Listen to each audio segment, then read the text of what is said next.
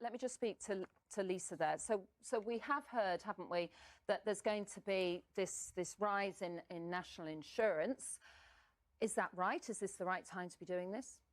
So the government's talked about this rise in national insurance being spent on the National Health Service and also on social care. It doesn't touch the size of what's needed for social care, and that's why the burden's being put on local government, where the central amount of money being given is being reduced, but we're being asked to do more as local government. In my local area in Stockport, we have much more demand for people using social care services, but there's not the money there.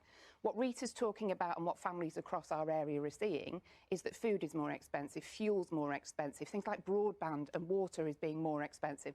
What we're calling for as Liberal Democrats is that the Prime Minister should focus his attention on this, not ringing all his backbenchers to check he's still got their support because of the scandal after scandal after scandal, and focus on this, which is really, really impacting families across our area. So, Lisa, freezing council tax, would that help?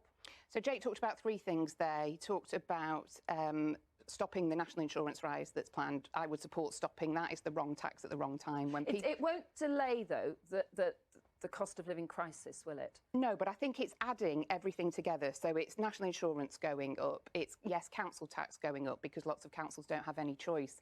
Jake talked about the way councils are funded, and council tax is one of those main areas where they get income. So council tax should continue to go up? Council tax is not a good tax. Council tax is regressive. It hits the poorest the hardest. I would like to see council tax reformed. I would like to see the government fund councils better so that they can do the job that they absolutely need to do.